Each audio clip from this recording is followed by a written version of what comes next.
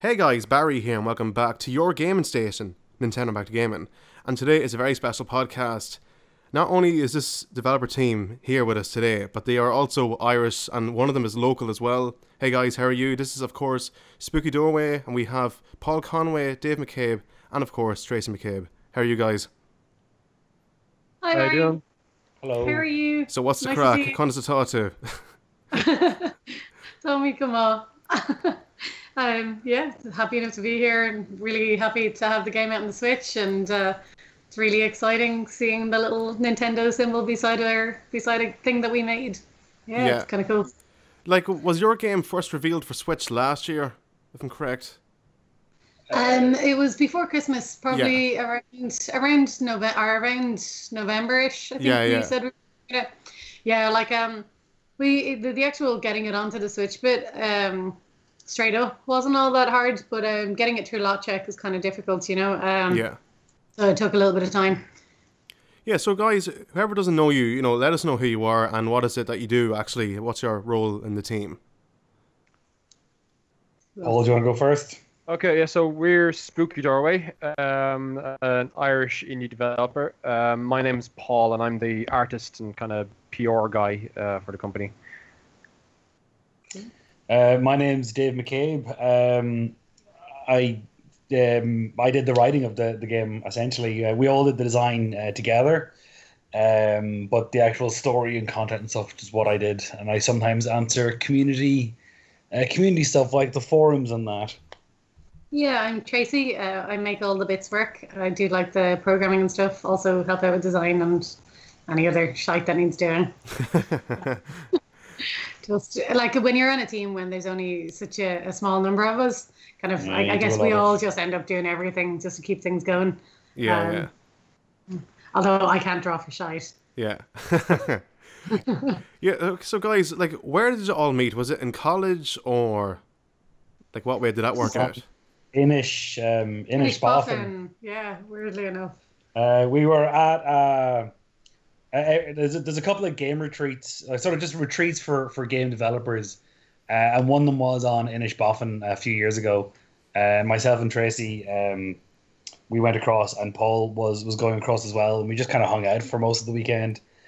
We talked about doing something together for a while, bouncing a couple of ideas for projects, and then eventually when Darkseid was a thing that was going to go somewhere, we kind of all jumped on together. Yeah, we met on Inish Boffin. Yeah. I mean, I met Tracy at the pub. If that's any use. me and Dave met LARPing. Very Irish, isn't it? It's just Fucking typical Dublin. Irish. Yeah, that's kind of it. But the Dark Side Detective, like it kind of started at there was like a game jam in Galway. We were all at it, but Paul and Chris were like putting together this like thing because they were running the game jam. So they actually put theirs together like way faster than we did, and it just gave up on it. But it ended up being like way cooler than ours. Yeah. So we ended up making a game together. It's pretty cool. Like, for me, like, the artwork really sticks out well in this game. And, like the music as well. Like, holy crap. It's 80s. Like, I know it's set in the 80s, the game, but it's just so good. Thanks, Paul. Yeah, that's all. Like the music's all Ben Prunty. Yeah. Like so, when we were working on the game and the game jam version of it was kind of popular when we popped it out online. We kind of like I got really confident about like, oh, this is a game that people really want to play. Like, cause we're getting lots of likes, lots of feedback online. So I got really brave and just reached out to Ben Prunty, a composer in the US. Now he'd been working with another Irish team, so I knew he would actually work with Irish developers, even though he didn't know us at all. And if you don't know Ben Prunty, like he's well known in the indie scene, but like he's specifically known for working on a game called FTL, Faster Than Light. Mm-hmm. And he like won, I think he won awards for it. Like it's a really popular soundtrack. He still makes like a regular income from people just buying the album and streaming it. Yeah. Like so like I was like, that's the quality I want on the game. So I shot him an email, showed him some screenshots, and kind of expected him to kind of sort of say, not really interested. But immediately sort of sent an email back like, hell yeah, I love this. He said he was fed up being the space guy. He wanted to do something else. So so we got to be the spooky guy for a while. Yeah. Yeah, I was over actually in Galway last November at Gamerfest. We were there. Oh, Galway Game Gathering, was it? Yeah. Oh no, Gamerfest was a different festival actually. Oh, okay, maybe We we weren't were at that one. No, we were at the Galway Games Expo. Yeah, I was actually. We were in London actually at the time. At Adventure X at the same weekend that Gamerfest was on. Actually, that's why we missed it. Okay, yeah. So we actually could have met if you were there. No, You're in London. Yeah, but no, but like no, if you weren't in London, you might have been there, would you? yeah, I probably would have been there just to represent locally in Galway. Yeah. Isn't the developer one of the developers from the Doom team? He's there as well in Galway. Oh, John Romero. Yeah, he's here. That's cool. Oh, I yeah. didn't even know that at all. Like, of all places, Yeah, Galway. Like, yeah, like so. Brenda and John Romero, they moved to Galway there a while ago. But Brenda was she was doing a Fulbright fellowship where she was invited over by all the universities in Ireland and was doing a sort of a tour and a review of the educational system for games and also just the local industry. And I happened to meet her at an event in Dublin, and I invited her over to Galway to do a talk. So they came over and did a talk, and they really fell in love with Galway. And but they were talking about moving to Ireland, and I kind of sold Galway to them quite a lot. They kind of like that was the place to move to. yeah. And so when they were moving over, I kind of I helped them out. I kind of helped them find a place to stay when they were first arriving, and helped sort of figure out like offices and stuff like that for their new studio. I actually shared office space with them for a while, and I worked on the game with them very briefly. Their son Donovan had designed this kind of crazy kids game, and they needed an artist. It's called Gunman Taco Truck. I don't know if you know that one. No. Yeah, it's a silly game. It's a sort of design only a kid could come up with, but it still makes sense. Yeah, I worked with them for a while with that, and now they've set up a big studio now in Galway. They've quite a lot of developers working with them, and they're working on a really big game. Yeah, it's really cool. Like my first day over in Galway last November, I had a bad experience because it was just dark. You couldn't see anywhere, and it was just lashing the whole time. You know. Yeah, Atlantic Way. Yeah, it's not like that every day now, but Really? in November, it rains a lot less in Galway than you think. But in November, your odds of getting a really dark day. Yeah. Or I know it's a lot higher anyway. Yeah. To be honest, when we were there, it was raining like nearly every day. I think you're lying. That was March, I guess, though. It's raining because you were here. Yeah. That's it. Why does it always rain on me? Yeah. So Paul, tell us about the artwork of the game. Like, where did your inspiration come from? Like, did you teach yourself how to do this? Like the pixel artwork. Yeah. So my education background is in 3D modeling and animation, and I did that in Ballyfermot in Dublin quite a long time ago. But when I finished college, like there was no jobs in Ireland whatsoever. There was only one or two, maybe three game studios in the country, all doing mobile games. Yeah. Like old cell phone Java games, like they weren't hiring; they were already fully staffed, and they didn't need a 3D guy. But then, I had been working in phone shops and news agents and stuff like that for a while, and then this opportunity came up for a job with a studio in Galway, that pixel artist. So I kind of like overnight I said like I might as well go for this because there's no other opportunities unless I move abroad. So I just kind of very quickly kind of put together this terrible pixel art portfolio overnight, and sent it into them, and I got an interview and a drawing test, and I got the job, and it's from there I had to learn kind of on the job how to do pixel art. Yeah. So the company went under like after 2 years, but I've been freelancing since then, doing doing various types of game art. Yeah. I actually kind of left pixel art behind actually for a good while because I'd moved on to kind of like, with smartphones coming out, like pixel art wasn't as needed. So I was doing a lot more high resolution art, and I just kind of wanted to get back into pixel art, and it's kind of around that time I just started just pixeling again.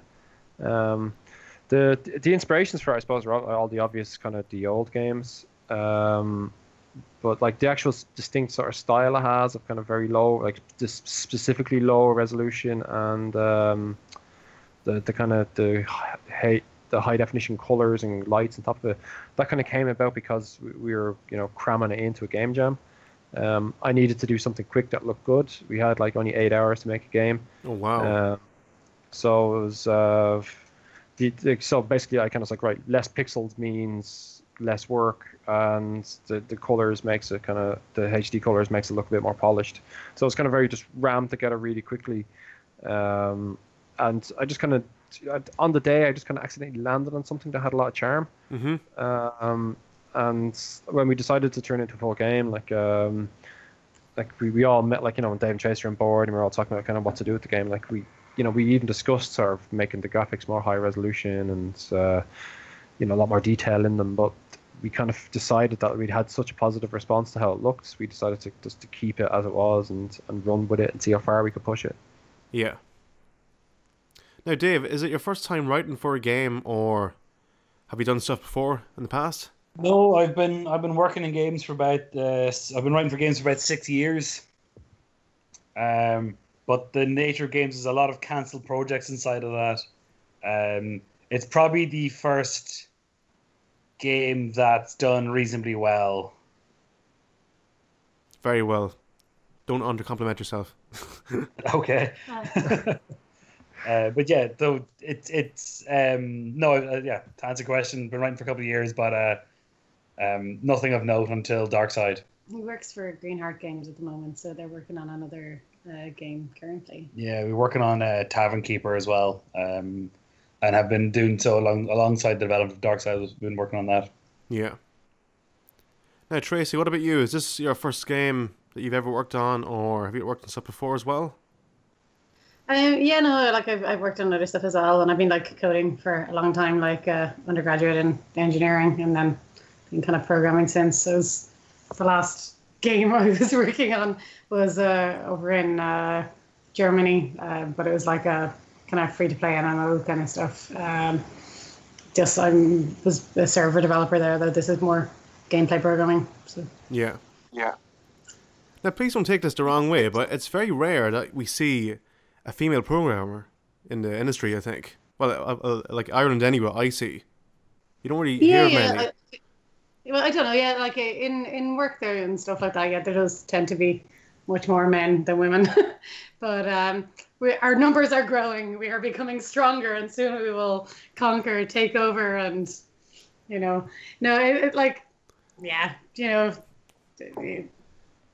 that's the thing. Yeah, there are more men than women coding, but that doesn't make us any better or worse. I know. So, guys, we have some questions on Twitter as well. Are you fans of X-Files and Twin Peaks? Yeah. Never heard of them.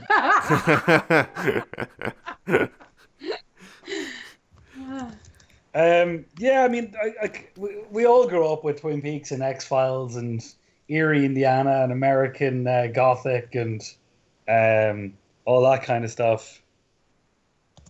And obviously, there's a lot of influence from X-Files and Twin Peaks, and actually things like The Simpsons and stuff. Yeah.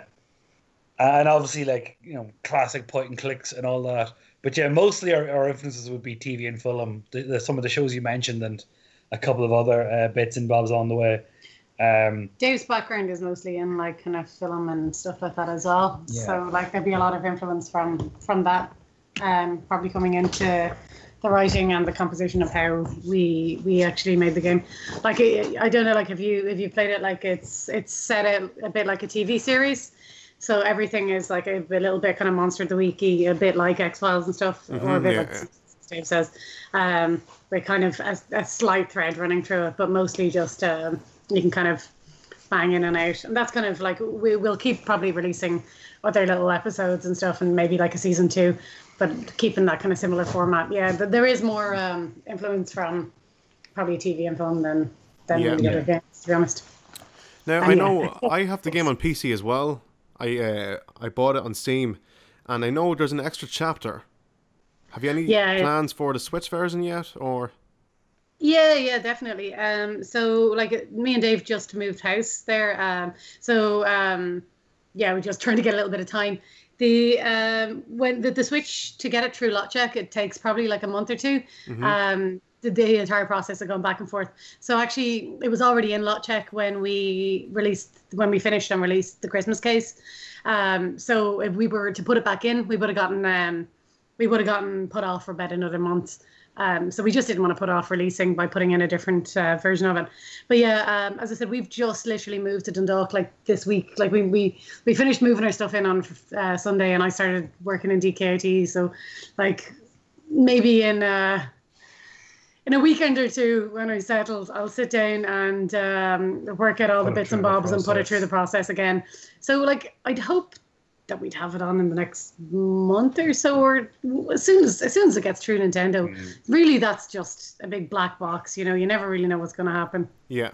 Now, can I ask? You don't have to go into, I guess, specific details, but have you, like the Switch version, like were you contacted by Nintendo, or did Nintendo, you know, did you get onto them? What happened there? I think so a lot of people were asking for it on Switch. Actually, it was kind of this. The Switch was having its moment, and a lot of users are kind of jumping onto it. And people just had this automatic feeling that I was a good fit for it, and a lot of people were telling us. So it was really kind of obvious, you know, that there was an audience there for it. So in regards to Nintendo, I knew a guy who used to work in Nintendo who done an introduction to me to a producer in there. And that helped us kind of get our hands on the dev kit kind of quickly enough, and kind of, you know, get access to the documentation and such to kind of to get the ball rolling on it. So like, I mean, anybody can become a developer for it, but like it just helped us to kind of just sort of kickstart us that we had somebody in there to kind of get us started quicker, you know. See, the thing is, you know, Nintendo is, I guess I understand, but they're very picky on who they're picking for, like for devs like on the Switch, for making games at the moment. I think they're getting less and less picky. They just want to have a shop front. Like compared to Wii U, like they were letting everyone on the system, you know, make a game for the system. Not as much anymore with the Switch at the moment. For now, I know there's a few like just mobile game ports I'm seeing on the way to. So I think they were for a while, but they've kind of let the floodgates open a bit now. Like I think we kind of got in just before the floodgates were fully open. And that being said, like, I mean, the week we were launched, like there was 2 games released every day apart from the day we launched. Like there's so many great games coming out on the system, but I mean there was one week I had maybe 8 to 10 games like given to me. Yeah. To upload, like it's insane. Nice. That's the joys of being a reviewer, I guess. Yeah, I know. I need to start reviewing games so I can get free keys for everything. Well, I think I was the first maybe YouTuber to upload the entire game on Switch now up to my channel. So cool. That's pretty cool. And like I see, I didn't do commentary on purpose because for me, like I wanted to enjoy it. You know, like the text is all right there. But like I wanted to, you know, enjoy it, like have a laugh, like, you know, and have, you know, for me some games, you know, it's worth having commentary on, and some games, you know, I don't think it works. If that makes sense. Yeah. You didn't do the voices. I don't know, like I was actually doing my own voices, messing like to myself, but that's like, you're the type of person who reads a nighttime story and doesn't do the voices. Yeah. Come on, Harry, get your shit together. Wow. Yeah, are you guys in the game at all? No, I'm trying to remember here because like you're like on your team page. The main character is me. No, we're not in the game. Why? You should be in the game, like on the train or something. That scene. I guess you could say we're technically in there if you look hard enough, but I'm in it twice. Yeah, Paul is in it. Paul is definitely in it. Yeah, Dave, you are in it. Yeah. There's a picture of him on the library card, isn't there? That's right, yeah. And there's a reference to him in the toilet about him being smug, I think. Oh yeah, so I'm in it 3 times then. I know we removed it. No, I mean, like, so everybody's name is in there at least once. Yeah. Your name's in, yeah. Oh, everyone's name is in there at least once, and then there's also one section where we're all referred to, but we're not actually. Like I know on our website there are little pixel avatars of us, but they're not actually in the game. Yeah. I think there's a zombie that looks a bit like me. Now, guys, I must ask, right? You see in the options, I actually have the switch in front of me. The options, okay? You have police corruption, that kind of stuff. You can change that.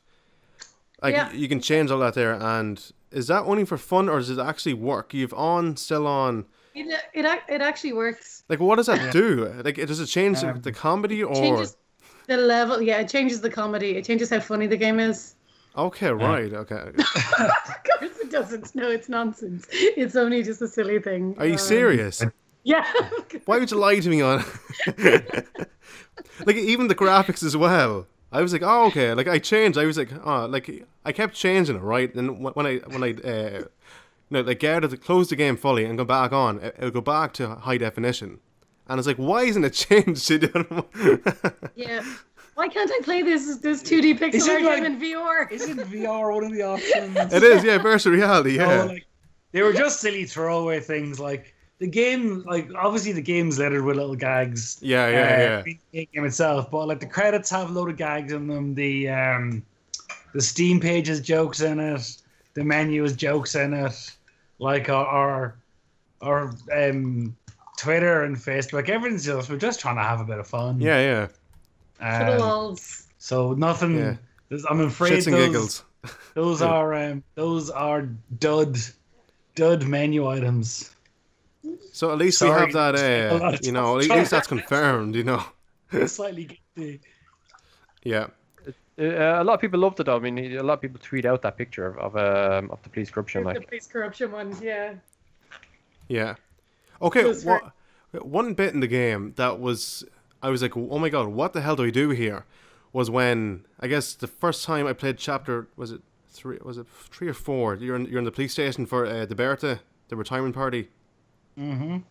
It was like, the whole thing with the screws, with that bit, and, like, I know I'm giving spoilers away, but the screws and then the alien shooting, like, how the hell do I kill it, that kind of thing. And one of them is where the pink, it's like a alien that's in the toilet, that scene. I was like, I was like wondering how the hell do we get the key, because you can't pass the key through the other side. Oh, yeah. But you worked it out, did you? Oh yeah, of course, yeah. I have the whole thing up, perfectly on YouTube. But like, I was like, huh, okay, that works. Like try little bits and pieces here and there, and it works, Yeah, that's puzzle games for you. Yeah. No, I'm glad it's not the hardest game, and I really appreciate that though, because some puzzle games that you play and it's like it's too hard.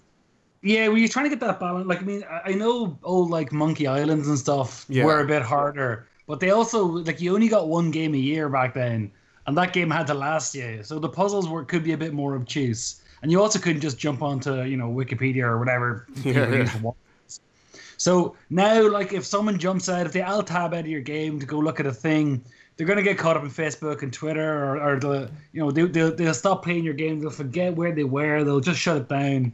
They'll kind of, and that's what they'll remember the game. It's like, oh, I played that for a bit, but I don't know why I didn't finish it. So you got to get the balance right, I think, for puzzles. Yeah. Now, of course, I think it's a classic thing in point and clicks that people say, like, you've made the game too easy, but also you've made it too hard. Like, we've had people going, oh yeah, the game, was pretty easy. I got through it. There was a couple of bits though where I got stuck, so the guy should fix that. But and then they're complaining that it's too easy, but they had to spend some time thinking a thing through, and you can't really please them. It's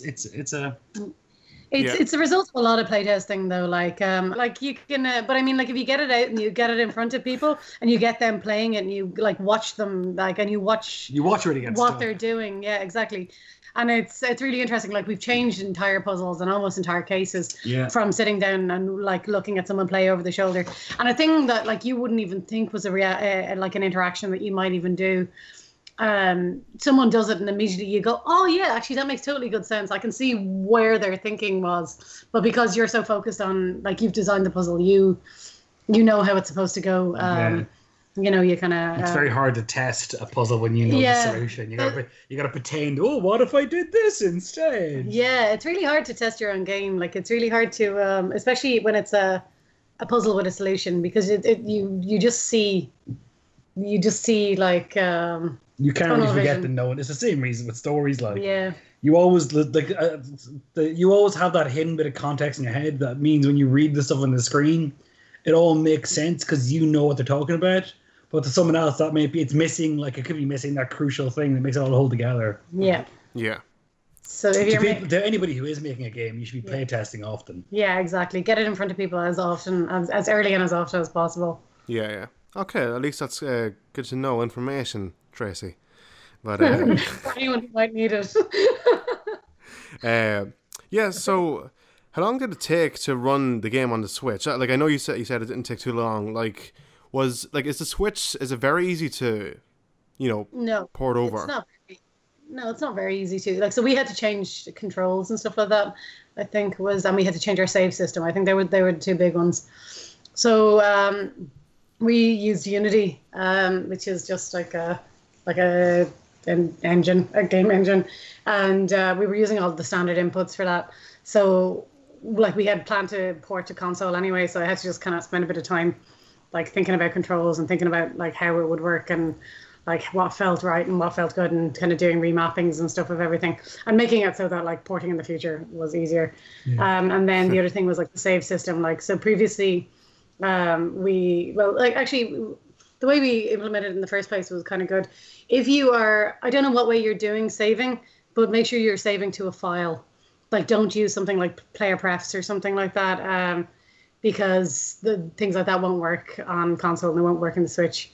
So though a lot of our saving was saving to files, you have to change like the save location, you have to change like how it works, and also like the frame rates go down, so you have to kind of look at the kind of performance there. Like, we were saving quite often because we were doing like an autosave function, whereas that won't fly on the Switch. You have to kind of reduce the number of times that you're writing to the disk and reading from it, and you need to it was all kind of, it was performance, controls, and save systems really. And then we had a bit of a problem with one of the shaders we were working. That was actually the biggest problem for us to try and figure out. There was one shader we were using, and on our side we couldn't like reproduce it for ages, so it was back and forth to Nintendo. On their side the shader was having a problem, on our side we just couldn't reproduce it. So that was a kind of a mystery bug that was going through for a while. It was a version number or something, wasn't it? They were using a different version. They were using a different version of the firmware. Yeah, so like making sure that you're keeping your firmware up to date with the firmware that they're using for testing, and stuff like that. Because once it goes in, you're just going to get stuck back to the back of the queue again if somebody finds a bug. Yeah. It was hard as well, like with testing, because we had one device. And like anyone who codes knows, it's really hard to test your own code, because you only test the things that you think is there. The same way you can't really proofread your own writing. So we got another guy on board. Oh God. Well, despite Paul having a Switch and a Switch, and one of our other tests having a Switch, we couldn't test them those normal ones. There needs to be a developer kit. Yeah. So we got Robert McGowan, who tested other Switch games. Yeah. To come on board and give us a hand. But it means that you've got a much more limited testing pool than when you're testing on for PC or something. Yeah, exactly. Because you can just send someone a secret build on Steam. Yeah, exactly. Like testing on Steam is really easy, because like you make, like as Dave says, like a secret kind of a closed beta branch, and you just send out keys of that to everybody, and you just get as many people on as many different devices playing it as often as possible. Whereas when it's for a console, it needs to be not just a person with that console, but a person with a developer version of that console, and with the Switch not that many people have them because they're hard enough to get their hands on, so that made testing pretty hard.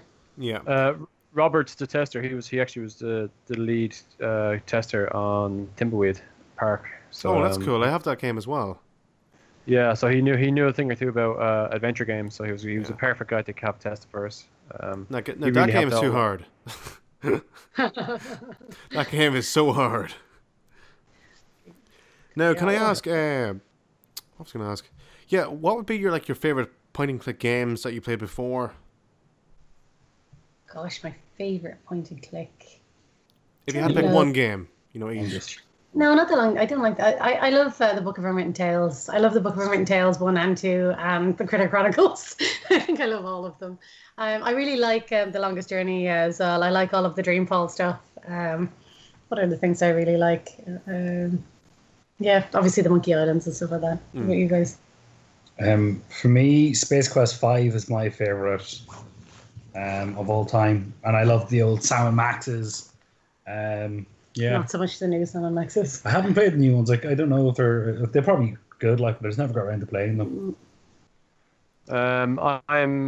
My favorite ones would be kind of the more sort of serious ones as such, like Beneath Steel Sky, The Dig, Broken The Dig Sword. is great. So I kind of like how they were kind of, you know, serious stories, particularly The Dig. I liked how that was like such a serious sci-fi tale, kind of just made into a game for the time.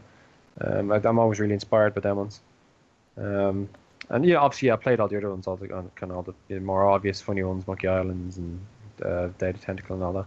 Yeah. But I think I kind of steered towards more like, you know, The Dig and Beneath Steel Sky. Yeah. Broken Sword is great. Yeah. Probably, I think Broken Sword is one of the first point-and-clicks I ever played, actually. Cool. Yeah, there you go. Yeah. So, what about yourself there, Barry? What's your favourite point-and-click? It's hard to tell because I have played them, but I haven't fully completed them. I have one for Wii U. I can't remember the name of it right now, but I just found it was very, very hard, you know. But like there was games like would you consider Carmen Sandiego, Where in the World, Where in Time, point-and-click game? Yeah, kind of, I guess. Like that game years ago when I was a kid was amazing. I thought like it's educational as well, but I found it was just so much fun, you know, and it's like so colorful as well. Yeah. Barry, you missed out on a shot here. You were supposed to say The Dark Side Detective, and well, that was the obvious. I wasn't finished. So what game? Why are we here talking? But only messing. Yeah. So would you ever consider, like, did you consider as well for bringing your game to 3DS, Wii U, you know, PS4, Vita, Xbox One? Any plans for the future, like, or any spoilers you want to tell me exclusive before anyone else? No, we'll definitely port it to some more platforms. Like we're talking actively about, like, you know, Xbox One being the next one, maybe PlayStation 4 if it makes sense. We'll definitely hit mobile, eventually, but you know, just not yet. PSP and 3DS, we've mentioned them before, but we're just not kind of sure if the reward. Yeah, 3DS would require kind of a lot more work than something like a console. Like, kind of having done the work for the Switch means that like something like Xbox and stuff will be a lot easier to do, because all of the hard work of like extracting it and generalizing the saves and the integrations and the controls and stuff like that have been done. But for DS, you know, the way it's got like two different screens, it would require like entirely redesigning how the UI works and entirely redesigning like how the game plays. So it's probably not worth the payoff. And Nintendo have also kind of cannibalized their own sales a bit with they've kind of replaced the DS a bit with the Switch to a certain degree. Big time, yeah.